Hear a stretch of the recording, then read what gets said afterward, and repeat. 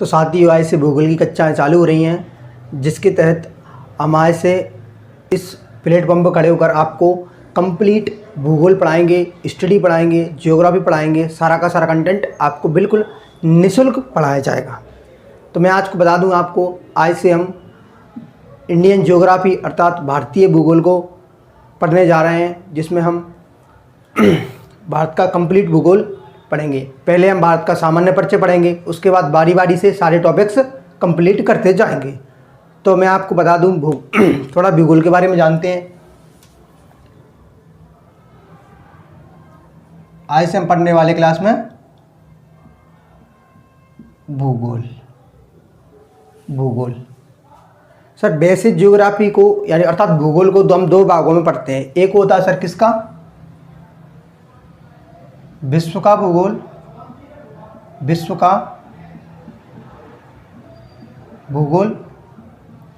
एक भारत का भूगोल, एक सर विश्व का भूगोल, एक भारत का भूगोल। लेकिन आज जो हम कक्षाएं स्टार्ट कर रहे हैं उसमें हम अभी वर्तमान में किस भूगोल की बात करेंगे, भारत का भूगोल।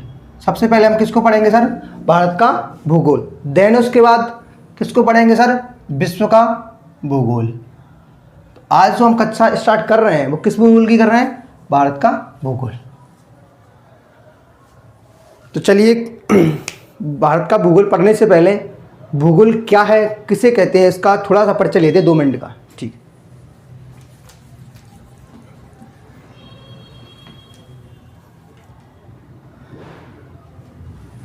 ये क्या लिखा है सर, भूगोल। इसे कहते हैं हम इंग्लिश में क्या कहते हैं, जियोग्राफी। क्या कहते हैं, जियोग्राफी। जियोग्राफी, इसमें जियोग्राफी 2 शब्दों से मिलकर बना है। इसमें पहले का अर्थ है, जियोग्राफी के शब्दों से मिलकर बना 2, जियो प्लस ग्राफी। जियोग्राफी कितने शब्दों से मिलकर बना है, जियो प्लस ग्राफी। इसमें जियो का मतलब क्या है, जियो का मतलब है पृथ्वी। जियो का मतलब क्या है, पृथ्वी। या मैं कहूं भू, जियो का मतलब क्या है, भूमि, धरा, धरती। ग्राफी का मतलब क्या है, स्टडीज। अर्थात भूगोल के तहत हम किसका अध्ययन करते हैं, पृथ्वी का। तो इसका शाब्दिक अर्थ क्या निकला, देखिए जियो का अर्थ है पृथ्वी और ग्राफी का मतलब होता है अध्ययन। तो किसका अध्ययन, पृथ्वी का अध्ययन। इसका पूरा सार निकला भूगोल का कि भूगोल के अंतर्गत हम किसका अध्ययन करते हैं भाइयों, पृथ्वी का। अर्थात भूगोल के अंतर्गत कंप्लीट पृथ्वी का हम अध्ययन करते हैं। ठीक है, तो इसमें हम किसका अध्ययन करेंगे, पृथ्वी का। किसका, पृथ्वी का। ठीक है सर, तो ये मैंने आपको बता दिया थोड़ा सा भूगोल के बारे में, भूगोल क्या है। ठीक है, तो अब हम स्टार्ट कर रहे हैं।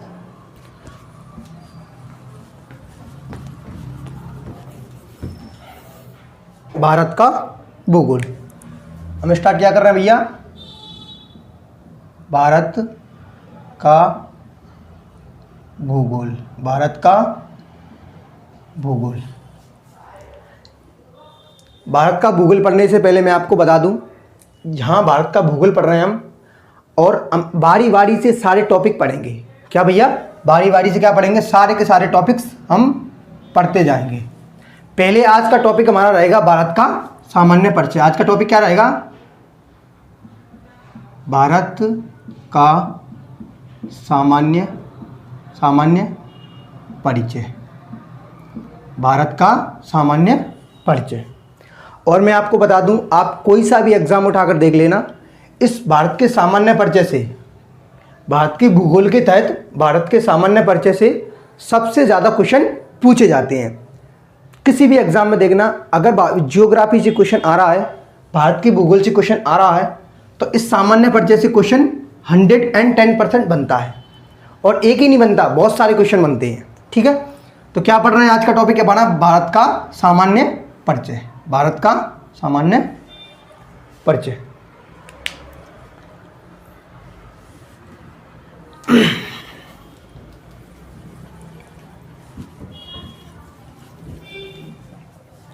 टॉपिक का नाम क्या है? भारत का सामान्य परिचय। भारत का सामान्य परिचय। टॉपिक का नाम क्या है? भारत का सामान्य परिचय। ठीक है, तो ये कि यहाँ क्या शब्द लिखा है? भारत। पहले तो मैं यहीं से स्टार्ट करते हैं हम कि भारत का नाम भारत कैसे पड़ा, क्या भारत के अलावा भारत के अन्य नाम भी हैं कुछ, तो हम यहीं से स्टार्ट करते हैं। बेसिकली भारत के बहुत सारे नाम हैं, जैसे कि भारत, इंडिया, हिंदुस्तान, आर्यावर्त, जम्बूद्वीप, तो ये बहुत सारे नाम हैं और ये पेपर में आते हैं। ठीक है, तो मैं आपको बता दूं बेसिकली भारत के कितने नाम मिलते हैं हमें? भारत के हमें 5 नाम देखने को मिलते हैं। इसमें से पहला कौन सा है सर? इसमें से पहला है आर्यावर्त, दूसरा है हिंदुस्तान, तीसरा नाम हमें देखने को मिलता है इंडिया, अगला नाम हमें देखने को मिलता है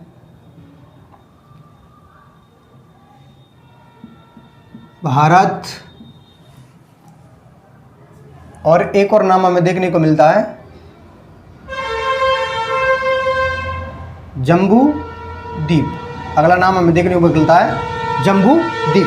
तो भारत के हमें कितने नाम देखने को मिलते हैं भाई? 5। कितने नाम देखने को मिलते हैं भाई? 5। जैसे पहला कौन सा नाम दिख रहा है हमें? भारत, दूसरा इंडिया, तीसरा हिंदुस्तान, चौथा आर्यावर्त, पांचवा जम्बूद्वीप। तो इन नामों के पीछे थोड़ा हम जान लेते हैं, इन नामों की क्या विशेषता रही है, ये नाम कहाँ से एकदम उद्गम हुआ इनका। तो इनका नाम हम थोड़ा स्टडी करते हैं, इन नामों के पीछे के, इनके नामों के पीछे मतलब ये नाम कहाँ से आए, कैसे प्रकट हुई। सुनिए, इसमें आपको दिख रहा है, इसमें दिख रहा है आपको पहला कौन सा? भारत। पहला क्या दिख रहा है सर? भारत। तो जो एक राजा हुए प्राचीन समय में भारत में, प्राचीन काल में एक राजा हुए, उनका नाम था भरत। उनका नाम क्या था? भरत। राजा भरत के नाम पर इस देश का नाम क्या पड़ा? भारत। प्राचीन काल में एक राजा हुए, उनका नाम था भरत, जिनके नाम से इस देश का नाम क्या पड़ा? भारत। ठीक है, अभी हम इतना ही जानते हैं, आगे चल के और डिप में जानेंगे। दूसरा शब्द लिखा है इंडिया। दूसरा शब्द क्या लिखा है? इंडिया। तो इंडिया का नाम यूनानियों द्वारा दिया गया। किसके द्वारा? यूनानियों। भारत को इंडिया नाम किन व्यक्तियों द्वारा दिया गया? तो उनका नाम था यूनानी। कौन थे वो? यूनानी। ठीक है, अगला क्या लिखा? हिंदुस्तान। हिंदुस्तान। तो हिंदुस्तान अर्थात भारत को हिंदुस्तान किन्होंने कहा? तो भारत को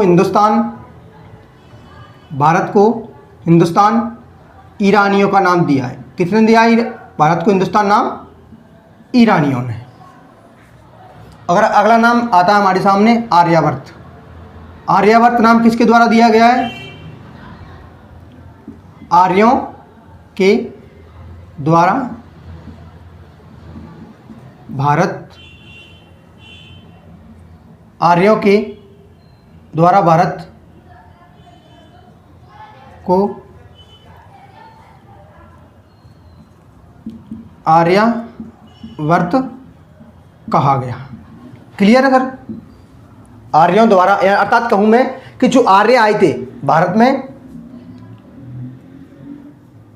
ये हल्का सा मैप बना देता हूं मैं आपके सामने। ये सर भारत का मैप है।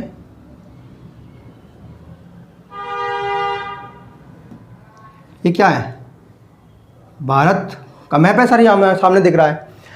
तो इसमें अगर मैं बात करूं कि जो आर्यंस थे, वो आर्यंस कहाँ से आए थे सर? आर्यों का भारत में निवास कहाँ पर रहा? तो मैं आपको बता दूं, जो आर्यंस थे ना, वो भारत में कहाँ पे रहते सर? यहाँ पे इस वाले क्षेत्र में आर्यंस रहे। कहाँ पे सर? उत्तर वाले क्षेत्र में, यहाँ से लेकर यहाँ तक इस वाले क्षेत्र में कौन रहे थे बस सर भारत में? आर्यंस। कौन रहे यहाँ पे? आर्यंस। तो इन्हीं आर्यंसों के आने के क्रम में भारत का नाम क्या पड़ा? आर्यावर्त। और एक और नाम मिलता है हमें जम्बूद्वीप। क्या मिलता है? जम्बूद्वीप। तो पुराणों में भारत को क्या कहा गया है? जम्बूद्वीप। पुराणों में भारत को जम्बूद्वीप कहा गया है। जम्बूद्वीप अर्थात पुराणों में भारत को क्या कहा गया? जम्बूद्वीप। जो हमारे धार्मिक पुराण हैं उनमें क्या मिलता है? भारत का नाम जम्बूद्वीप। तो ये बेसिकली हमारे सामने कितने नाम दिख रहे हैं भारत के? 5। इनको हमने बारी बारी से जाना। ये पेपर में ऐसे के ऐसे उठा के पूछ ले जाते हैं। कहा जाता है पहला क्वेश्चन तो ये बनता है कि भारत का भारत नाम किन व्यक्तियों के नाम से पड़ा? तो राजा भरत के नाम से। दूसरा बनता है इंडिया भारत को किसने कहा? किसने कहा? यूनानियों ने। दूसरा, भारत को हिंदुस्तान किन्होंने कहा? तो ईरानियों ने। अगला है आर्यभट्ट, भारत का नाम कैसे पड़ा? तो आर्यों के भारत आगमन से भारत का नाम आर्यभट्ट पड़ा। और अगला मिलता है हमें जम्बूद्वीप। तो जम्बूद्वीप भारत का नाम कहाँ मिलता है हमें? पुराणों में, अर्थात जो हमारे धार्मिक ग्रंथ हैं उनमें भारत का नाम क्या मिलता है हमें? जम्बूद्वीप। तो ये हमने कंप्लीट भारत के जो 5 नाम थे उनके बारे में जाना। आगे हम चलते हैं, क्लास को आगे चलाते हैं। चलिए,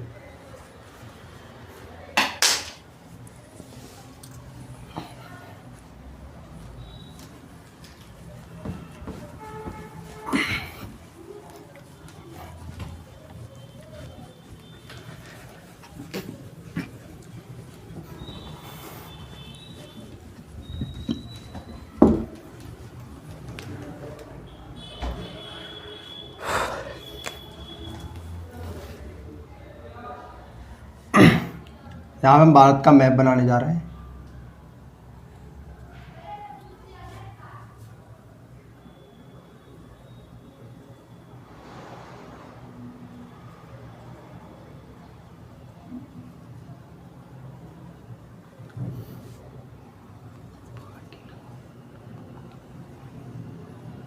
ये क्या भाई? भारत का मैप। ये क्या? भारत का मानचित्र। ये क्या भाई? भारत का मानचित्र। तो सर अगर हम बात करें भारत का मानचित्र हमें सामने दिख रहा है, तो पहले हम इसे सामान्य परिचय में भारत के में ये जानते हैं कि भारत में अभी वर्तमान में कुल कितने राज्य हैं और कितने केंद्र शासित प्रदेश हैं। तो मैं आपको बता दूं, वर्तमान में भारत में अभी 28 राज्य और 8 केंद्र शासित प्रदेश हैं। कितने भैया? भारत में कितने राज्य हैं? 28 राज्य और 8 केंद्र शासित प्रदेश। सर ये लिखा है केंद्र शासित प्रदेश। राज्य तो सभी लोग जानते हैं, जैसे एमपी, यूपी, बिहार, छत्तीसगढ़, झारखंड, ये हमारे राज्य हैं। अगर हम बात करें 8 केंद्र शासित प्रदेश, सर ऐसे प्रदेश, ये लिखा है ऐसे प्रदेश जो किसका नियंत्रण उन पर? केंद्र का। ऐसे प्रदेश जिन पर डायरेक्ट किसका नियंत्रण हो? केंद्र का, उन्हें हम कहते हैं केंद्र शासित प्रदेश। जिसमें जिनकी भारत में संख्या कितनी दे रखी है? 8। जैसे पहला कौन सा है? दिल्ली, दूसरा चंडीगढ़, तीसरा अंडमान निकोबार, चौथा लक्षद्वीप, पांचवा दादर एवं नागर हवेली और दमन द्वीप, छठवा पुदुचेरी, है ना, और सातवां चंडीगढ़। चंडीगढ़ तो हो गया, सॉरी, और क्या नाम है उसका? दिल्ली, सॉरी दिल्ली तो हो गया। यहाँ पे 2 कौन सी हैं? एक है जम्मू एंड कश्मीर और अगला है कौन सा? लद्दाख। तो इस प्रकार से भारत में कुल कितने केंद्र शासित प्रदेश है? 8। अगर आप कहोगे तो मैं नाम लिख देता हूँ यहाँ पे। देखिए, पहला कौन सा? दिल्ली, दूसरा चंडीगढ़, तीसरा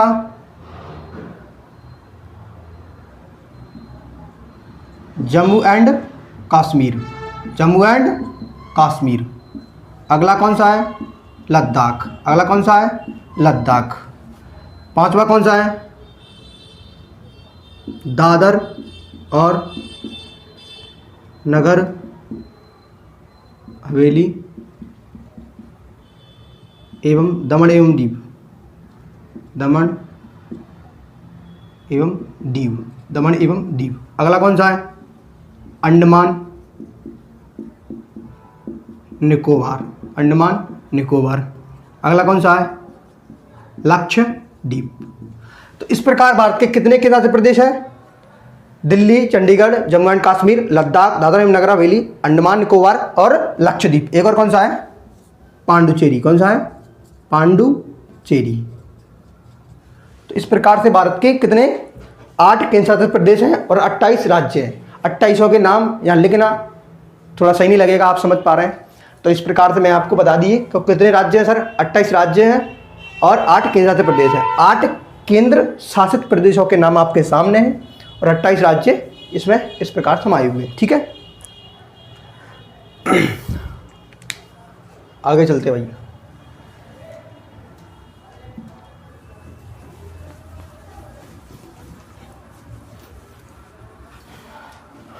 चलिए, तो अब बेसिकली अब मेन क्लास स्टार्ट होने वाली है। अब मुझे बताइए, जो आपके सामने भारत दिख रहा है, आपको भारत का मानचित्र दिखा पा रहे हैं आप, तो ये बेसिकली जो मानचित्र देख रहे हैं अर्थात भारत विश्व में है कहाँ? भारत विश्व में है कहाँ? चूँकि हम जानते हैं पूरी पृथ्वी है, उसमें बहुत सारे महाद्वीप हैं, बहुत सारे महासागर हैं और बहुत सारे देश हैं।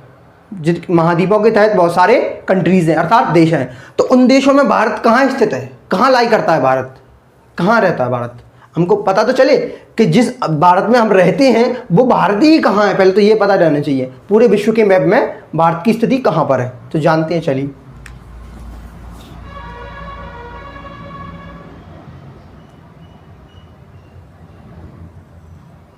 सर ये क्या है? ये ग्लोब, इसे क्या कहते हैं सर? इसे कहते हैं हम ग्लोब। क्या ये? ग्लोब।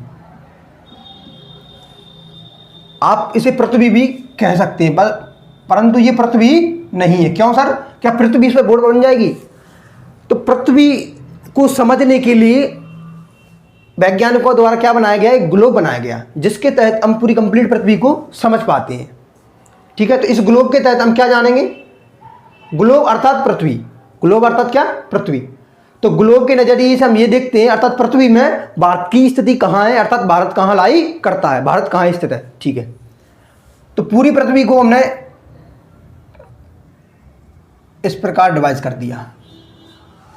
सर पृथ्वी है अर्थात ग्लोब है, ग्लोब के बीच में से एक हमने रेखा ड्रॉ कर दी।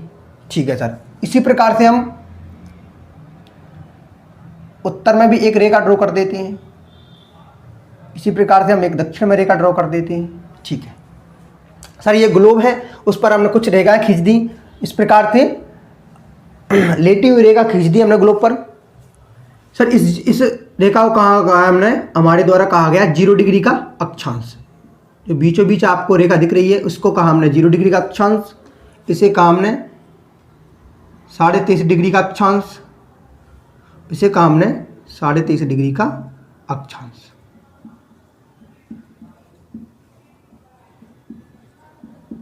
अक्षांश ये क्या सर? ग्लोब है। ग्लोब पर जो लेटी हुई रेखाएं होती हैं अर्थात जो क्षैतिज रेखाएं होती हैं उन्हें हम क्या कहते हैं? अक्षांश रेखाएं कहते हैं। क्या कहते हैं? अक्षांश रेखाएं। अक्षांश रेखाएं, उसमें से कुछ महत्वपूर्ण रेखाएं हैं, इनको हम इसी क्लास में जान लेते हैं। जैसे कि सर हम बात करें 0 डिग्री का अक्षांश, उसे हम कहते हैं विषुवत रेखा। उसी प्रकार 23.5 डिग्री अक्षांश को हम क्या कहते हैं? कर्क रेखा। और उसी प्रकार 23.5 डिग्री के दक्षिणी अक्षांश को हम क्या कहते हैं? मकर रेखा। मकर रेखा। ठीक है, मकर रेखा। अब यहाँ थोड़ा और समझिए, ये क्या सर? पूरी ग्लोब है, पृथ्वी है, इसको हमने 2 पार्ट में बांटा। क्या मुझे बताइए, मैंने कहा इसे 0 डिग्री का अक्षांश, 0 डिग्री का अक्षांश जो कि हमें यहाँ पर दिख रहा है। इस 0 डिग्री के अक्षांश से पूरी पृथ्वी को कितने भागों में बांट दिया? 2। उत्तरी भाग को हमने क्या कह दिया? उत्तरी भाग को कहा हमने उत्तरी गोलार्ध। क्या कहा? उत्तरी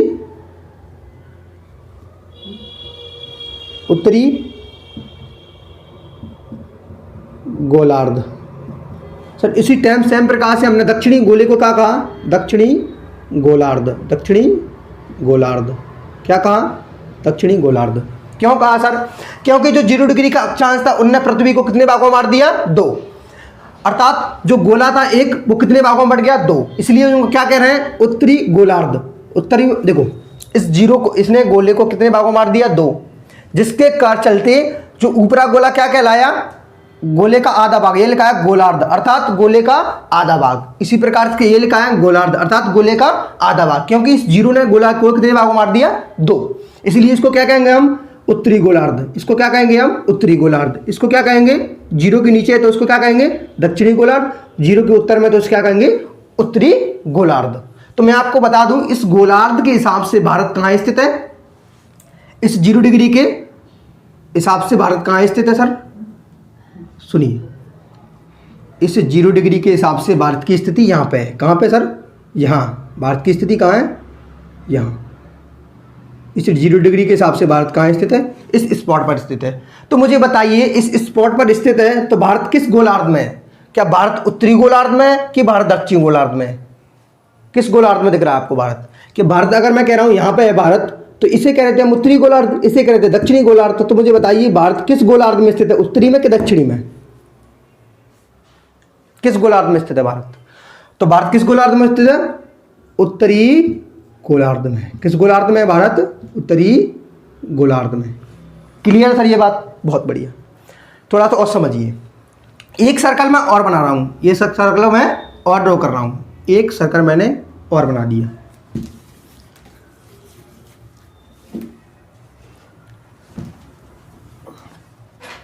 आपके सामने एक सर्कल मैं और ड्रॉ कर रहा हूं, ठीक है सर। मैंने कहा सर ग्लोब पर जो इस प्रकार से लेटी हुई रेखा है उनको हम क्या कह रहे हैं, अक्षांश रेखाएं। इसी प्रकार से ग्लोब पर कुछ इस प्रकार की रेखाएं भी पाई जाती हैं, उन्हें कहते हैं हम देशांतर रेखाएं।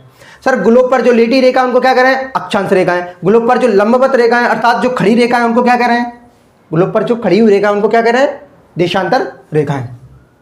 इसे क्या कहेंगे हम, देशांतर रेखा। देशांतर रेखा ये कौन से डिग्री का देशांतर है, इसे कहते हैं हम 0 डिग्री का देशांतर। जिस प्रकार से पृथ्वी को हमने 2 भागों में अक्षांशों के हिसाब से बांटा था, उस प्रकार यहाँ कौन सा अक्षांश था, 0 डिग्री का अक्षांश। अगर हम इसके हिसाब से 0 डिग्री में बांटेंगे अर्थात गोले को 2 भागों में बांटेंगे, यहाँ भी 2 भागों में बांटा गोले को, 1 भाग 2 भाग, इसमें भी 2 भागों में बांट रहे हैं, 1 भाग 2 भाग। तो ये कौन सा अक्षांश देशांतर होगा, 0 डिग्री का। बीचों बीच में कौन सा देशांतर होगा, 0 डिग्री का। इसके इधर जाएंगे तो अक्षांश बढ़ते जाएंगे, 1 2 3 4, 1 2 3 4, इधर भी बढ़ते जाएंगे 1 2 3 4, इस प्रकार से अक्षांश बढ़ते जाते हैं। ये सारा का सारा जो पार्ट है ना अक्षांश देशांतर, ये विश्व ज्योग्राफी का पार्ट है। किसका भैया, ये विश्व का भूगोल में हम पढ़ते हैं बहुत डिटेल में, लेकिन हम यहाँ सिर्फ भारत को हम ये स्थिति जानना है, इसलिए हम थोड़ा ज़्यादा डीप में अभी नहीं जाएंगे, ठीक है।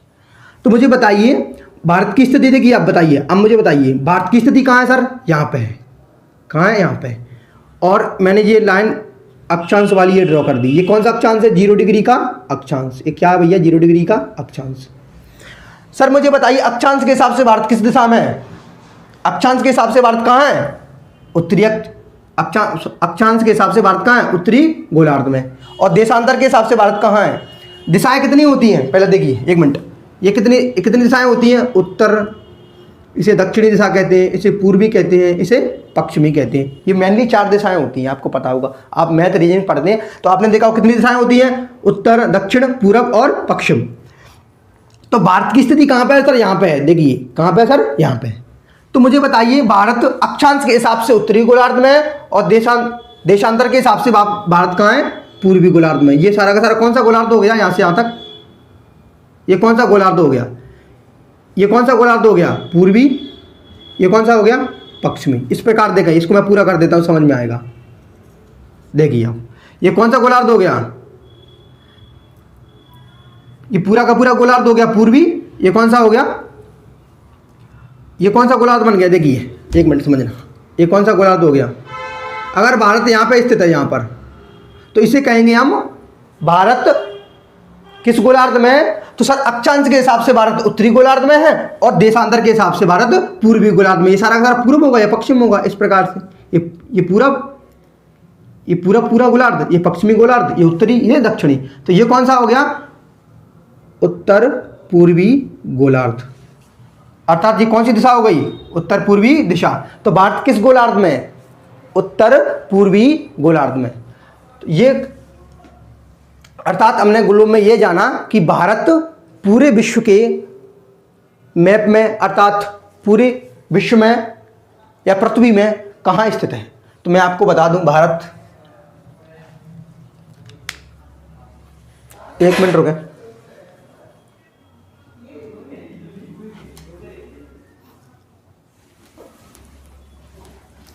सर इससे हमें यह समझ में आया कि भारत यहाँ स्थित है, इस प्रकार यहाँ स्थित है, तो इसे हम कहेंगे कौन सा गोलार्ध? उत्तर पूर्वी गोलार्ध, उत्तर पूर्वी गोलार्ध। गोलार्ध का मतलब होता है गोला प्लस आधा, अर्थात गोले का आधा भाग। उत्तर पूर्वी गोलार्ध, गोले को 4 भागों में बांट दिया अभी। ये बेसिकली हमें पता चला कि पूरी की पूरी पृथ्वी में, अर्थात पूरी की पूरी ग्लोब पर भारत की स्थिति किस गोलार्ध में? उत्तर पूर्वी गोलार्ध में। ये क्वेश्चन बहुत प्यार से बनता है और बच्चे गलत करते थे। ठीक है, चलिए आगे चलें, क्लास को आगे बढ़ाएं। चलिए,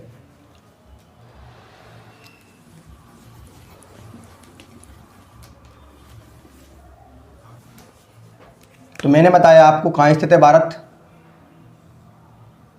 भारत कहाँ स्थित है भैया? यहाँ पर स्थित है भारत। ठीक है सर, क्लियर है? इस वाले गोलार्ध में भारत स्थित है। तो अर्थात मैं कह दूंगा भारत किस गोलार्ध में हो गया? उत्तर पूर्वी गोलार्ध में हो गया। बहुत अच्छी बात है सर। कहाँ हो गया भारत? उत्तर पूर्वी गोलार्ध में स्थित हो गया। कहाँ भारत तो स्थित हो गया? उत्तर पूर्वी गोलार्ध में स्थित हो गया। ठीक है,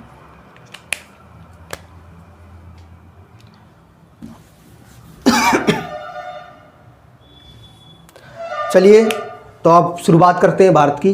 भारत का मैप आपके सामने दिख रहा होगा।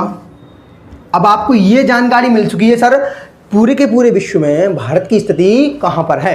तो मैं बता देता हूँ, भारत ग्लोब, या मैं ब्रैकेट में लिख देता हूँ पृथ्वी पर उत्तर पूर्वी गोलार्ध में स्थित है। भारत कहाँ स्थित है? उत्तर पूर्वी गोलार्ध में। अक्सर अगर बात करें अक्षांश के हिसाब से है उत्तरी गोलार्ध में, और देशांतर के हिसाब से पूर्वी गोलार्ध में। ठीक है, कैसे सर? अक्षांश के हिसाब से कैसा है? उत्तरी गोलार्ध में, और देशांतर के हिसाब से पूर्वी गोलार्ध में, पूर्वी गोलार्ध में। तो इन दोनों के मिलने से क्या बना? उत्तर पूर्वी गोलार्ध। क्लियर है? चलिए, क्लियर है? चलिए चलिए, तो ये आपको मैप दिख रहा है? बिल्कुल दिख रहा होगा सर, बहुत बढ़िया। अब मैं कह रहा हूँ ये भारत का मैप है, बहुत सुंदर, ये भारत का मैप है। ठीक है, ये भारत का क्या है? मानचित्र है। ये भारत का क्या है? मानचित्र है। तो सर भारत विश्व में, पूरे विश्व में जितने भी देश हैं उनमें सबसे 7वां सबसे बड़ा देश है भारत। पूरे विश्व में कितने क्रम का भी देश है सर? पूरे विश्व में भारत कैसे क्रम का देश है? पूरे विश्व में भारत 7वां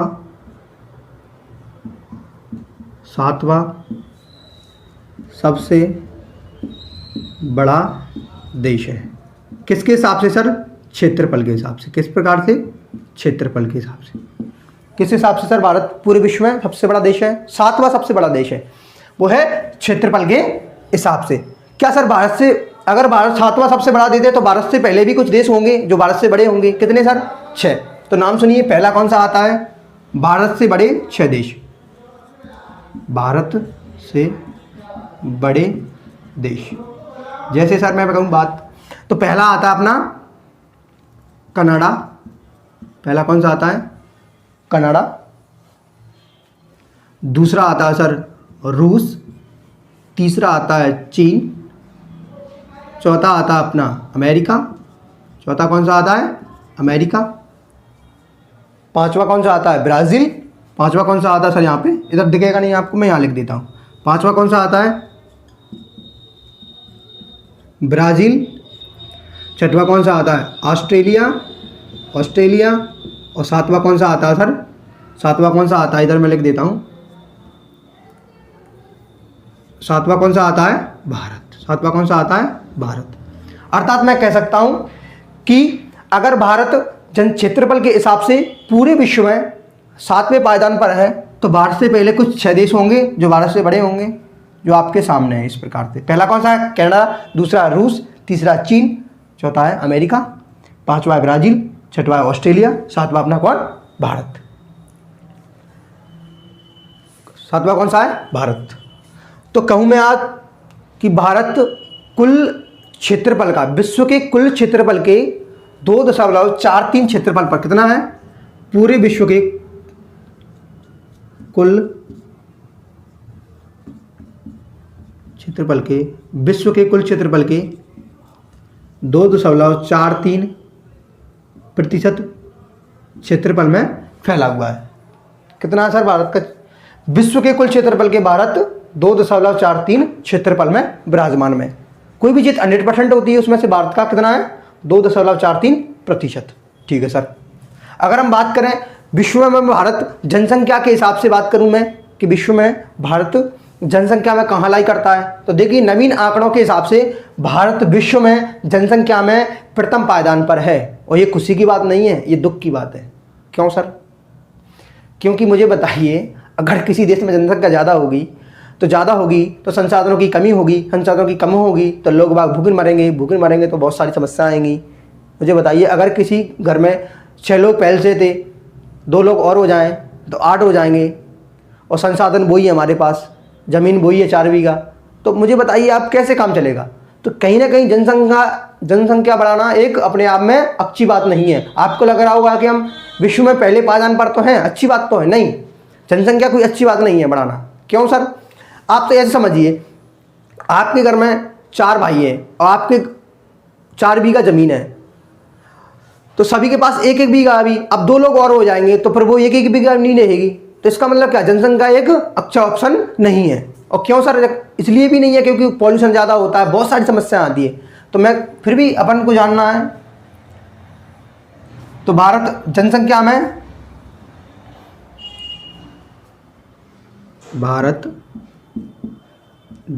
में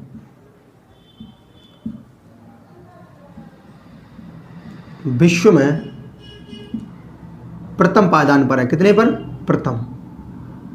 भारत पूरे विश्व में सर्वाधिक जनसंख्या वाला देश है, ये दुख की बात है। अगर हम बात करें 2011 की जनगणना के अनुसार कुल विश्व की जनसंख्या का हम कितना % लिए हुए हैं, ये 2011 की बात कर रहे हैं। अभी तो बहुत सारा हो गया होगा, तो अभी जनगणना हुई नहीं है क्योंकि 2021 में होनी थी, जो कि हो नहीं पाई किसी कारण, बस कोरोना के चलते 2021 में जनगणना होनी थी लेकिन वो हो नहीं सकी। तो 2011 की जनगणना के अनुसार भारत की जनसंख्या विश्व की जनसंख्या का 17.5% है, जो कि बहुत जनसंख्या है। अभी भी सोचिए, अब हम विश्व के प्रथम पायदान पर हैं तो ये संख्या बहुत सारी हो चुकी होगी, लेकिन जनगणना जैसे ही आपको होगी हम आपको अपडेट कर देंगे। क्लियर? चलिए, ये क्लियर है ये मैप। अब हम क्लास को आगे ले चलते हैं।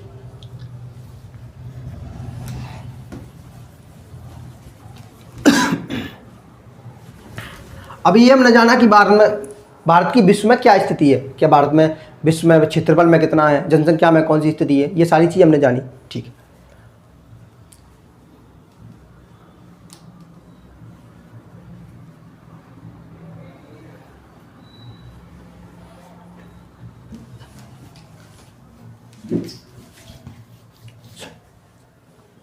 तो ये आपको ब्लैंक मैप दिख रहा है भारत का। अब हम कुछ जानते हैं। ये सर बहुत सारा मैप हमें दिख रहा है कि ये क्या है? भारत का मैप। तो सर भारत के उत्तर में अगर हम बात करें सीमाओं की, तो भारत की बाउंड्री कहाँ कैसे लगती है? अगर हम बात करें भारत के सबसे उत्तर की बात कर लूँ मैं, भारत के सबसे नॉर्थ की, तो भारत के सबसे नॉर्थ में कौन सा केंद्र शासित प्रदेश है सर? यहाँ पर उसका नाम है लद्दाख। क्या नाम है? लद्दाख। यहाँ पे कौन है भैया? यहाँ से यहाँ तक कौन है? उसका नाम है लद्दाख। केंद्र शासित प्रदेश का नाम है लद्दाख। यह हमारा क्या है? भारत का एक केंद्र शासित प्रदेश है, जो कि मैंने आपको कुछ देर पहले बताए थे, 8 की 8। क्लियर है? यहाँ पे कौन है सर? इधर से यहाँ तक जम्मू एंड कश्मीर। चूंकि ये लद्दाख और जम्मू कश्मीर 26 जनवरी 2020 के पहले एक ही थे, लेकिन इनको दोनों को सेपरेट कर दिया गया है। चूंकि हम कहते थे पहले कि भारत का सबसे उत्तरी सीमा जम्मू कश्मीर में है, लेकिन अब वर्तमान में कहेंगे हम कि भारत की सबसे उत्तरी सीमा क्या है, लद्दाख। क्यों कहेंगे सर? क्योंकि जम्मू कश्मीर इधर रह गया, लद्दाख इधर है। तो भारत का सबसे उत्तरी पॉइंट क्या हो जाएगा? जम्मू कश्मीर में। कौन सा हो जाएगा? उसका नाम होगा इंदिरा कॉल। क्या नाम है इसका? इंदिरा कॉल। अर्थात भारत का सबसे उत्तरी बिंदु क्या हो गया? इंदिरा कॉल। इसी प्रकार से भारत का कुछ दक्षिण बिंदु भी होगा। उसी प्रकार से भारत का क्या होगा? दक्षिणी बिंदु का। तो यहां लिख दूं, उसका नाम है कैप। उसका नाम है तमिलनाडु के तहत कन्याकुमारी। कन्याकुमारी, कन्याकुमारी, कन्याकुमारी के तहत कैप कोमोरिन। क्या नाम है उसका? Cap Comorin. Cap Comorin. उसी प्रकार से सर भारत के, ये कहाँ है सर? लद्दाख में। और ये कन्याकुमारी कहाँ पड़ता है हमें? तमिलनाडु में। यहाँ राज्य का नाम क्या है? तमिलनाडु। राज्य का नाम क्या है? तमिलनाडु। अगर हम बात करें इसी प्रकार से सेम, यहाँ भी सर कोई बिंदु होगा जो सबसे पश्चिमी बिंदु होगा। वो कहाँ है सर? उसका नाम है गुहार मोती। उसका नाम है गुहार मोती। गुहार मोती। ये किस राज्य में पड़ता है? ये पड़ता है गुजरात में। कहाँ पड़ता है? गुजरात में। सेम सर इसी सेम प्रकार से सबसे पूर्वी बिंदु भी होगा भारत का, जो सबसे पूर्वी राज्य भी होगा कोई, उसका कोई पॉइंट भी होगा। तो इस सेम प्रकार से कौन सा पड़ता है इधर? अरुणाचल प्रदेश। उसका नाम क्या है? अरुणाचल प्रदेश। अरुणाचल प्रदेश। इस अरुणाचल प्रदेश का सबसे पूर्वी बिंदु का नाम क्या है? किबिथु। बिंदु का नाम क्या है? किबिथु। किबिथु। अंतिम बिंदु का नाम क्या है? किबिथु। तो देखिए ये आपके सामने भारत के सबसे उत्तरी पॉइंट, उसका नाम है इंदिरा कॉल। सबसे दक्षिणी बिंदु का नाम क्या है? कन्याकुमारी, जो कि तमिलनाडु में है। सबसे सर कौन सा पश्चिमी बिंदु का नाम क्या है? गुहार मोती। सबसे पूर्वी बिंदु का नाम क्या है? किबिथु। सर सबसे उत्तरी बिंदु, ये दिशा कौन सी है सर? उत्तरी। सबसे उत्तरी पॉइंट, ये दिशा कौन सी है सर? पश्चिमी, अर्थात पश्चिमी बिंदु। ये इसको दिशा कौन सी है? दक्षिणी, अर्थात दक्षिणी बिंदु। ये दिशा कौन सी है? पूर्वी, अर्थात पूर्वी बिंदु। तो यहाँ से 4 पॉइंट आपको निकल के आ रहे हैं सामने, और अर्थात 8 क्वेश्चन बन चुके हैं। पहला क्वेश्चन आता है भारत का सबसे उत्तरी बिंदु का नाम क्या है? इंदिरा कॉल। कहाँ है? लद्दाख में। दूसरा क्वेश्चन बनता है भारत का सबसे पश्चिमी बिंदु का नाम क्या है? गुहार मोती। वो कहाँ पड़ता है? गुजरात में। तीसरा क्वेश्चन बनता है भारत का दक्षिणी बिंदु का नाम क्या है? कन्याकुमारी, जो कि कहाँ पड़ता है? तमिलनाडु में। उसका नाम कैप कोमोरिन है। ठीक है। अगर हम बात करें सबसे पूर्वी बिंदु का नाम क्या है? किबिथु। ये कहाँ पड़ता है सर? अरुणाचल प्रदेश में। तो ये भारत के सबसे उत्तरी राज्य, सबसे दक्षिणी, सबसे पश्चिमी, सबसे पूर्वी, और इनके ये पॉइंट अर्थात बिंदु। ये क्लियर है सर? ये क्लियर होंगे? क्लियर। अब मैं आपको बता दूं, ये लिखा है इंदिरा कॉल, और दक्षिण में क्या लिखा है? कन्याकुमारी। ये क्या? भारत की मुख्य भूमि का दक्षिणी बिंदु है। अगर हम बात करें भारत के और नीचे, जो कि भारत कहाँ स्थित है, जो जल वाले पोर्शन में भारत की सीमा बनती है, उसे हम क्या कहते हैं? भारत का एक द्वीप है, उसका नाम है अंडमान निकोबार द्वीप। उसमें से जो निकोबार द्वीप समूह है उसका, जो कि भारत का हिस्सा है, मैंने आपको बताई थी अभी, भारत के कुल 8 केंद्र शासित प्रदेश हैं, उसमें से एक का नाम था अंडमान निकोबार द्वीप समूह। उसमें से अंडमान का एक निकोबार द्वीप, एक अंडमान समूह है, एक निकोबार है। उसका निकोबार, जो इसे कहते हैं हम ग्रेट निकोबार, क्या कहते हैं हम उसे? ग्रेट निकोबार। ग्रेट निकोबार, क्योंकि ये मुख्य बिंदु का दक्षिणी, ये मुख्य भूमि का दक्षिणी बिंदु है। अगर हम जल में जाएंगे, जो कि हमारी सीमा कहाँ तक है? बंगाल की खाड़ी में, थोड़ा गहराई में है। इसमें क्या हम रहते हैं? अंडमान निकोबार। हमारा कौन सा केंद्र प्रदेश है बंगाल की खाड़ी में? उसका नाम है अंडमान निकोबार। बंगाल की खाड़ी में भारत का एक द्वीप पड़ता है, उसका नाम है अंडमान निकोबार, जो भारत का एक केंद्र शासित प्रदेश भी है। इसी अंडमान निकोबार में भारत का सबसे दक्षिणी बिंदु है, उसका नाम है इंदिरा पॉइंट। उसका नाम क्या है? इंदिरा पॉइंट। इस इंदिरा पॉइंट को हम अन्य नामों से भी जानते हैं। इसको जानते हैं हम, इंदिरा पॉइंट को हम किस किस नाम से जानते हैं? दक्षिणी बिंदु इंदिरा पॉइंट। इसका अन्य नाम क्या भैया? इसको हम कहते हैं पिग्मेलियन पॉइंट। अन्य नाम क्या है इसका? Pygmalion point. एक और आता है इसका अन्य नाम पार्सन पॉइंट। Person point. अगर आपसे एग्जाम में पूछा जाए कि भारत की मुख्य भूमि का दक्षिणी बिंदु, आंसर लगाना कन्याकुमारी, कैप कमोरिन। अगर भारत की पूछी जाए, ओवरऑल पूछा जाए भारत का दक्षिणी बिंदु कौन सा, सबसे दक्षिणी, तो वो और अंदर जाएंगे नीचे, उसका नाम है इंदिरा कॉल, जिसे हम पिग्मेलियन पॉइंट या पार्सन पॉइंट भी कहते हैं। क्लियर है सर? बहुत बढ़िया। ये सारा का सारा एग्जाम में पूछा जाता है, ये सारा का सारा एग्जाम में पूछा जाता है। चलिए, अगर हम बात करें भारत का क्षेत्रफल कितना है, पूरे विश्व के कुल क्षेत्रफल का भारत का क्षेत्रफल कितना है, तो पूरे विश्व के क्षेत्रफल का भारत का क्षेत्रफल 32,87,263 वर्ग किलोमीटर। भारत का क्षेत्रफल 32,87,263 वर्ग किलोमीटर में है। क्लियर है? इतनी बात है? चलिए, इतनी बातें क्लियर है? ठीक है।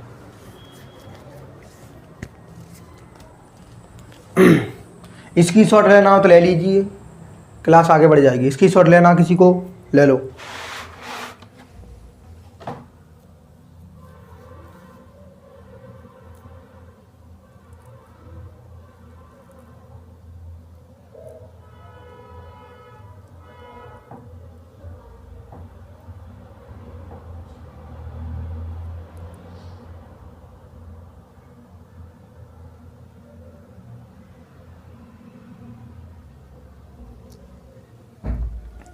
चलिए,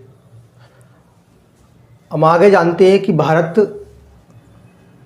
का विस्तार कितना है, मतलब उत्तर से दक्षिण तक भारत की कितनी लंबाई है, पूरब से पश्चिम तक भारत कितनी लंबाई है, ये सारी चीज़ें हम जानते हैं। ठीक है, चलिए।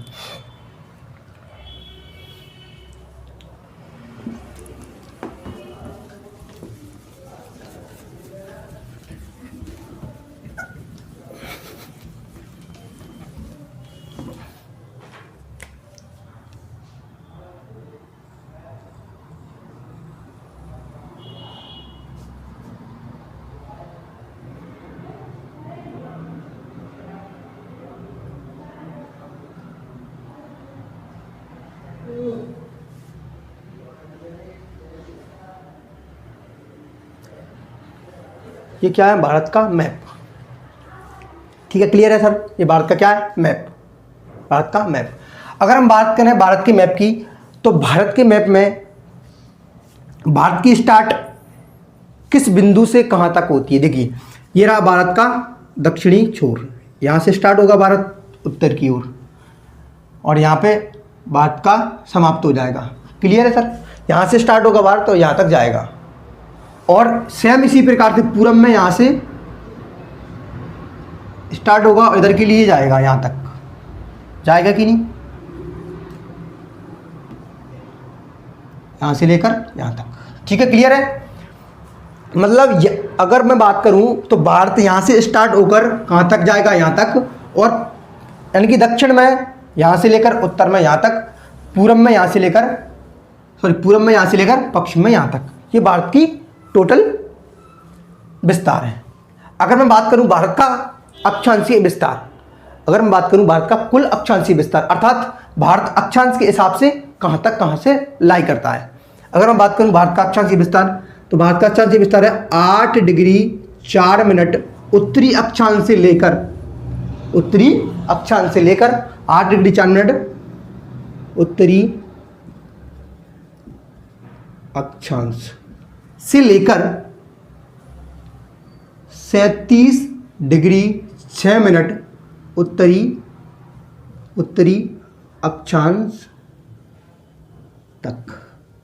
भारत का विस्तार कितना है? 8 डिग्री 4 मिनट उत्तरी अक्षांश से लेकर 8 डिग्री 4 मिनट उत्तरी अक्षांश से लेकर 37 डिग्री 6 मिनट उत्तरी अक्षांश तक। क्लियर है? ठीक। इसी सेम प्रकार से भारत का पश्चिम से पूर्व की ओर विस्तार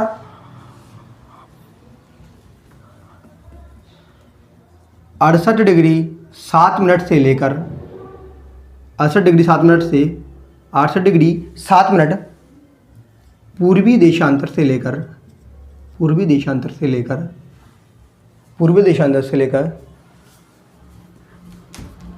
97 डिग्री 25 मिनट पूर्वी देशांतर तक भारत का विस्तार है। अर्थात मैं कहूं कि हमने अभी पढ़ा था अक्षांश और देशांतर क्या होते हैं सर, मैंने आपको बताया था, थोड़ा सा समझना। मैंने आपको अक्षांश और देशांतर अभी जस्ट कुछ समय ही पहले बताया। जस्ट एक बार और रिपीट करता हूं मैं। ये ग्लोब है सर, पृथ्वी है। मैंने कहा ये 0 डिग्री का क्या है, अक्षांश है, और ये क्या सर, 0 डिग्री का देशांतर। सर लेटी हुई रेखा क्या कह रहे थे हम, अक्षांश कह रहे थे। जो लंबवत खड़ी रेखा उनको क्या कह रहे थे, देशांतर रेखाएं बोल रहे थे। बहुत बढ़िया। इसको क्या कह रहे थे, अक्षांश रेखा, और सेम इसी रेखा को क्या कह रहे थे, देशांतर रेखा। सर ये लेटी है, इसको अक्षांश, जो खड़ी है उनको देशांतर रेखा के बोल रहे थे। ठीक है। अगर मैं बात करूं ये तो भारत अक्षांश के हिसाब से कहाँ लाई करता है, तो भारत कहाँ है, यहाँ पे है। देखिए मैं छोटा सा मैप बना रहा हूँ, समझने का प्रयास करना सभी लोग। छोटू सा बनाएंगे अपन, प्रयास करेंगे सभी लोग मिलके।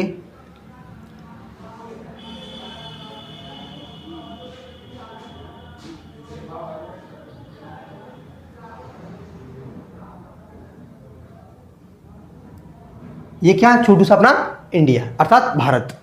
अब मुझे बताइए कितना डिग्री का अक्षांश है, 0 डिग्री का अक्षांश। ये कौन सा है, ये बीचों बीच दिख रहा है आपको, 0 डिग्री का अक्षांश। क्या कहते हैं इसे, 0 डिग्री का अक्षांश। अगर ये 0 डिग्री का अक्षांश है, जैसे जैसे हम ऊपर जाते जाएंगे इन अक्षांशों की संख्या बढ़ती जाएगी। तो सेम इसी प्रकार से जब हम ऊपर जाते जाते हैं, इस प्रकार बढ़ते जाते हैं, तो जो भारत की जो बाउंड्री टच करने वाला अक्षांश होता है, इस प्रकार जहाँ बाउंड्री टच करेगा भारत की को, तो जैसे जैसे हम बढ़ते जाएंगे तो ये बाउंड्री भारत की को क्या करेगा, टच करेगा। ये अक्षांश देखो यहाँ लिखा 0 डिग्री का अक्षांश, तो यहाँ आएगा 1 degree 2 degree 3 degree 4 degree 5 degree. इस प्रकार से क्या आएगा, 8 डिग्री 4 मिनट, अर्थात 8 डिग्री से थोड़ा सा ऊपर, 8 डिग्री से थोड़ा सा ऊपर। जब 8 डिग्री से थोड़ा ऊपर जाएंगे तो भारत की क्या बाउंड्री स्टार्ट हो जाएगी। यहाँ कौन सा डिग्री क्या आएगा, 8 डिग्री 4 मिनट, 8 डिग्री 4 मिनट का क्या आएगा, अक्षांश आएगा, अक्षांश। चूंकि हम जानते हैं कि हम अक्षांश के 0 डिग्री के अक्षांश के किस दिशा में है, नॉर्थ में, किस दिशा में है, उत्तर में। इस 0 डिग्री के अक्षांश के हम किस दिशा में है, उत्तर में, तो हम किस गोलार्ध में हो गए, उत्तरी गोलार्ध में। ये क्लियर है। इस 0 के ऊपर जितनी भी अक्षांश रेखाएं खींची जाएंगी, इस 0 के ऊपर, एक बार मिनट समझे, इस 0 के ऊपर ये 0 डिग्री क्या है, अक्षांश। इस 0 डिग्री के अक्षांश के ऊपर जितनी भी रेखाएं खींची जाएंगी उन्हें हम क्या कहेंगे, उत्तरी अक्षांश कहेंगे। इस 0 डिग्री के ऊपर जितना भी कुछ खींच लो उसे क्या कहेंगे, उत्तरी अक्षांश, उत्तरी अक्षांश। तो मैं कह रहा हूं यहां लिखा है भारत का विस्तार, तो 8 डिग्री 4 मिनट उत्तरी अक्षांश से लेकर 37 डिग्री 6 मिनट उत्तरी अक्षांश, 37 डिग्री 6 मिनट उत्तरी अक्षांश। उत्तरी ही क्यों कह रहे हैं, क्योंकि सर भारत तो इस 0 के यहाँ है ना, यहाँ पे लाई कर रहा है भारत, तो इसकी 0 के हिसाब से तो भारत उत्तर में ही हुआ। तो अक्षांश अगर यहाँ पे कोई टच करेगा दक्षिणी, उत्तर में भी टच करेगा, तो इसका मतलब क्या हुआ, भारत इस 0 के तो उत्तर में है ना, तो अक्षांश कैसे रहेंगे, सारे के सारे उत्तरी रहेंगे। क्लियर है। अगर हम इस 0 के उत्तर में है तो सारा का सारा उत्तरी भी रहेगा, सारा का सारा उत्तरी में ही रहेंगे, ये उत्तरी ये उत्तरी। ठीक है। दूसरा समझिए, दूसरा क्या है सर, ये अच्छा, इसे कह रहे हैं हम देशांतर रेखा। किसे कह रहे हैं, देशांतर रेखा। 0 डिग्री का देशांतर, किसका, 0 डिग्री का देशांतर। इसके हिसाब से हम कहाँ हैं सर, पूरब में।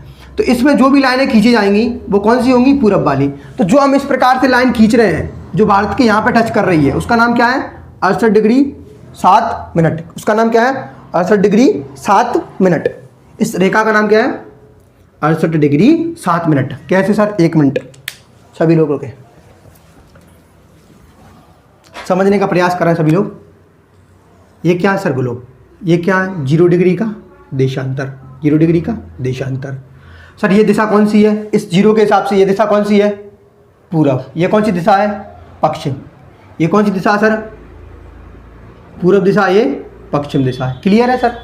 इस जीरो के हिसाब से ये दिशा कौन सी? पूरब, ये पश्चिम। अगर मैं इधर कोई सी भी लाइन खींचूं तो वो कौन सी लाइन कहलाएगी? पूर्वी, पूर्वी, पूर्वी, पूर्वी, पूर्वी कहलाएगी कि नहीं? क्लियर करो, कहलाएगी। ठीक है, तो सेम इसी प्रकार से मैं इसको रब कर देता हूं। भारत कहाँ स्थित है सर? भारत कहाँ है? यहां मान के चलना है। ये क्या है? भारत का मैप है।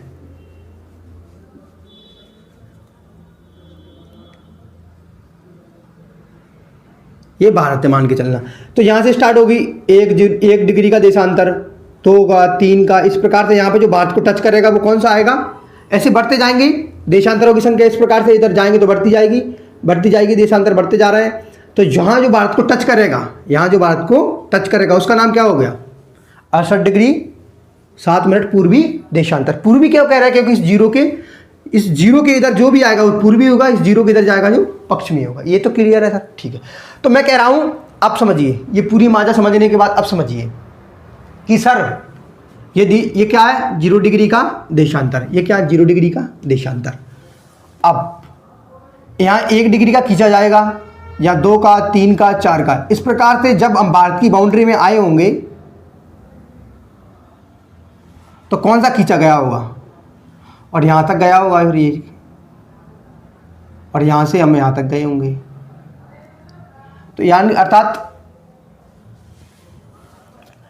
कि हमारा भारत का अक्षांश एवं देशांतरीय विस्तार 8 डिग्री 4 मिनट उत्तरी अक्षांश से लेकर 37 डिग्री 6 मिनट उत्तरी अक्षांश है।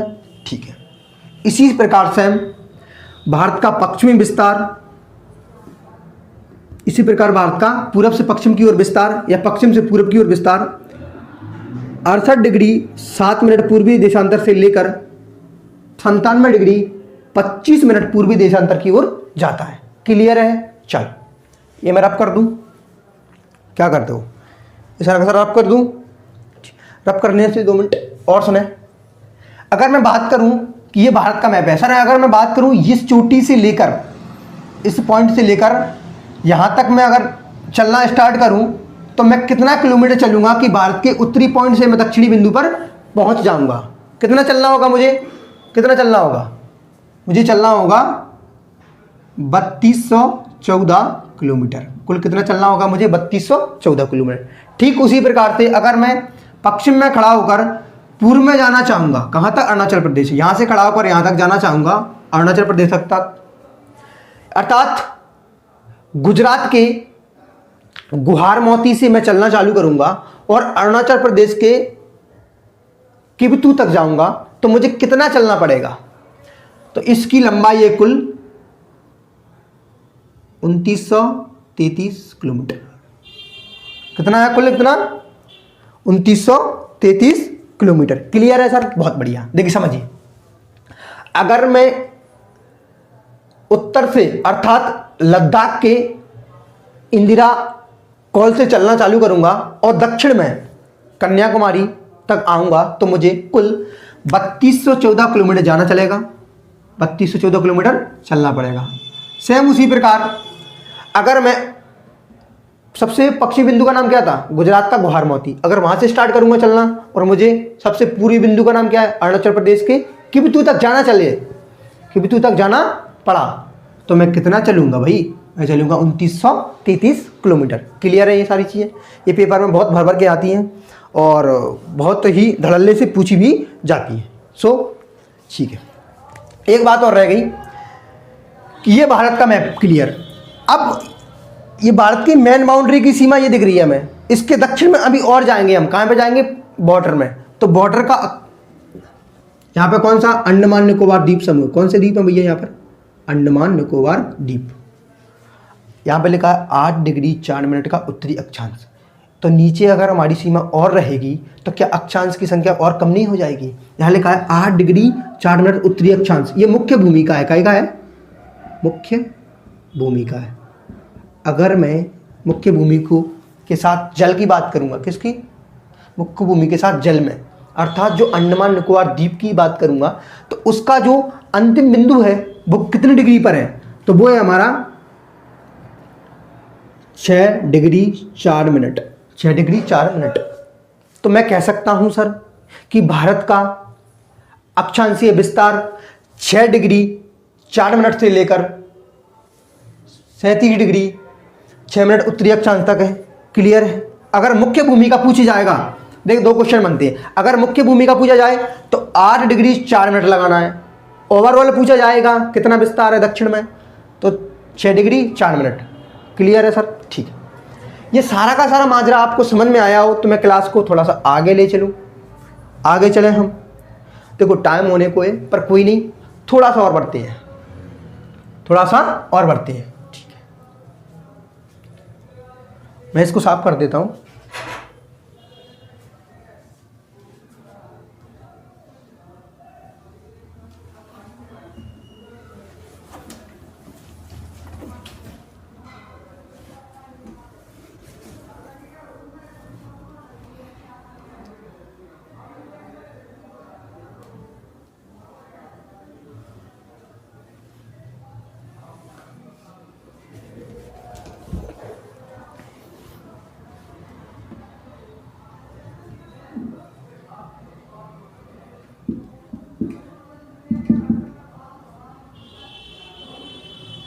ठीक है सर,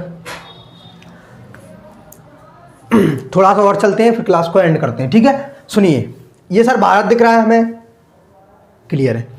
क्या मुझे बताएं आप सर, ये हमें भारत दिख रहा है, ये ओवरऑल हम जान चुके हैं कि विश्व में कहाँ स्थित है, सारी चीज़ जान चुके हैं। तो मैं आपको बता दूं विश्व में कुल कितने महाद्वीप पड़ते हैं सर, विश्व में कुल कितने महाद्वीप हैं। अगर मैं महाद्वीपों की बात करूं, विश्व में कुल कितने महाद्वीप हैं सर, 7। कितने महाद्वीप हैं, 7 सर। महाद्वीप कितने, 7। महासागरों की बात करूं तो कितने हैं, 5। तो ये 7 महाद्वीप दिख रहे हैं आपको, महाद्वीप दिख रहे हैं।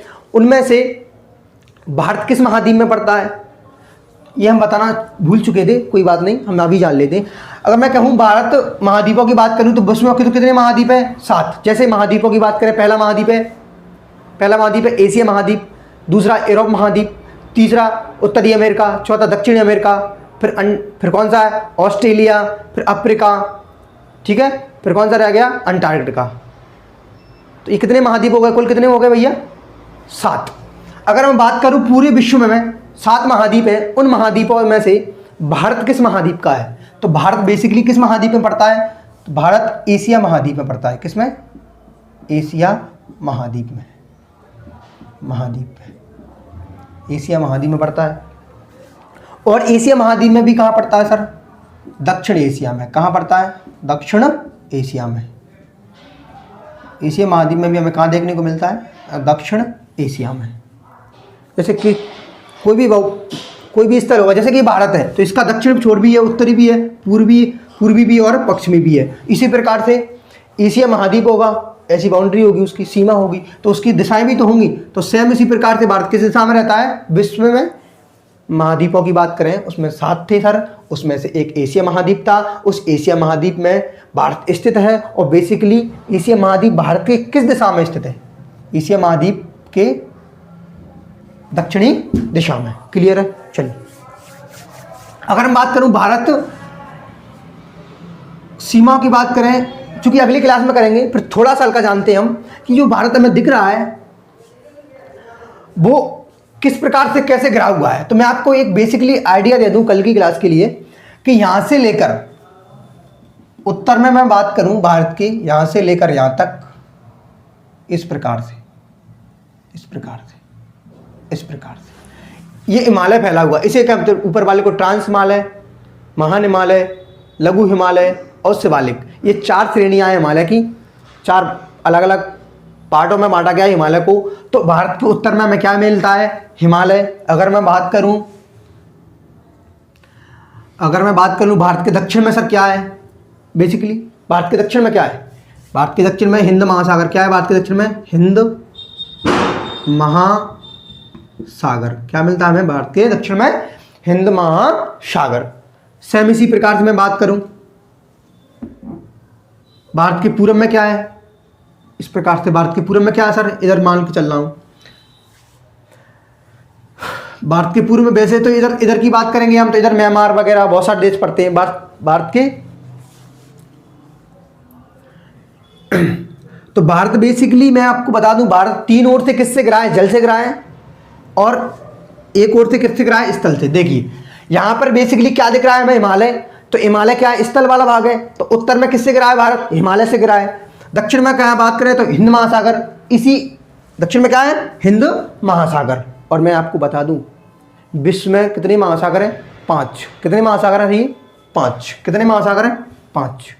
इन 5 महासागरों में ऐसा एकमात्र महासागर है जिसका नाम किसी देश के नाम से है, उसका नाम है हिंद महासागर, अर्थात हिंदुस्तान के नाम से इसका नाम पड़ा। क्लियर। और हम इस तरफ जाएंगे तो इधर इधर क्या है सर, बॉर्डर बॉडीज, इधर जो हिंद महासागर है उसका उसी का पार्ट है ये, उसे कहते हैं बंगाल की खाड़ी। क्या कहते हैं, बंगाल की खाड़ी। भारत के पूर्व में क्या दिख रहा है सर, बंगाल की खाड़ी। सेम इसी प्रकार से इधर भी वाटर बॉडीज है, उसका नाम है अरब सागर। क्या नाम है, अरब सागर। और मैं तुम्हें एक जानकारी बता दूं, लोग अर्थात टीचर और जो भी पढ़ाते हैं वो ये नहीं बताते जो हिंद महासागर के ही भाग है ये दोनों। ये क्या है सर, एक बंगाल की खाड़ी की बात कर लूँ, एक इसकी बात कर लूँ अरब सागर, ये दोनों हमारे हिंद महासागर के ही भाग हैं। मुझे बताइए अगर ये जल भरा है, मान के चलना यहाँ से यहाँ तक पूरा जल भरा है, यहाँ से दक्षिण में सारा का सारा जल ही है, इधर क्या है, पूरा वाटर बॉडीज है, क्या है, पानी ही पानी दिख रहा है, सारा पानी है, सारा पानी है। नीचे क्या है, हिंद महासागर, ये सारा पानी है। समझने का प्रयास करना, क्या पानी, अगर यहाँ पानी भरा है, क्या पानी से पानी मिलेगा नहीं क्या, तो ये एक्चुअल में है क्या, ये पानी भरा हुआ है यार, तो ये पानी ऊपर मिल नहीं रहेगा, दोनों पानी मिल तो रहे हैं सर। तो इसका मतलब क्या, ये हिंद महासागर का ही पार्ट है, एक बंगाल की खाड़ी है इधर, इधर कौन है, अरब सागर। अर्थात मैं कह सकता हूँ भारत के, अगर हम पूर्व की तरफ जाएंगे, अगर भारत के पूर्व की तरफ जाएंगे तो हमें क्या मिलेगा, बंगाल की खाड़ी। भारत के पश्चिम में आएंगे इधर की ओर थोड़ा सा, तो ये हमें क्या मिलेगा, इधर अरब सागर। और दक्षिण में जैसे जाएंगे तो क्या मिलेगा, हिंद महासागर, हिंद महासागर। उत्तर में क्या है, हिमालय। उत्तर में क्या है, हिमालय। उत्तर में क्या सर, हिमालय। तो ये बेसिकली हमको, ये अगली क्लास की थोड़ी आपको मैं बताना चाहूँ कि आगे जो क्लास होगी उसमें हम किसकी बात करेंगे, सीमाओं की। सीमा है भारत की, सीमा है भारत की, सीमा किस देश से लगती हैं, भारत की सीमाएं किन किन देशों से लगती हैं। पानी जल भरा हुआ है सर ये हमारा, इससे भी लगती है, हैं। इधर भारत के कौन, इधर पाकिस्तान, इधर चीन, इधर नेपाल, इधर भूटान, इधर बांग्लादेश, इधर म्यांमार, और भी देश हैं, इधर श्रीलंका है भारत के पास में जल वाले पोर्शन में। तो ये सारा का सारा हम अगली क्लास में जानते हैं, ठीक है। तो दोस्तों एक क्लास बड़ी होती जा रही है, मैं इसको एंड करता हूँ। देखिए आज हमारी ये पहली क्लास थी, कुछ भी थोड़ा मोटा आपको लगा हो, थोड़ी मोटी गलती लग रही हो तो प्लीज़ माफ़ करें, क्योंकि आप मेरे भाई, मैं आपका भाई, और मेहनत करते रहेंगे, यूँ ही बढ़ते रहेंगे भगवान ने चाहा तो। पर एक चीज़ है, आपको सपोर्ट तो करनी पड़ेगी, और मैं आपको ये गारंटी दे रहा हूँ, जो भी यहाँ पढ़ लेंगे, जैसे अभी क्या है कंप्लीट नहीं हुआ है सामान्य परिचय, कल की क्लास में हो जाएगा, तो आप एक बार कंप्लीट हो जाने के बाद, जब कंप्लीट हो जाएगा भारत का सामान्य परिचय, उसको घर पे जाके क्या करना, लगाना है। किससे लगाना है सर, इससे लगाना है, किस बुक से लगाना है, उसका नाम है वस्तुनिष्ठ प्रश्न वाली बुकें आती हैं, वस्तुनिष्ठ प्रश्न, अर्थात MCQ।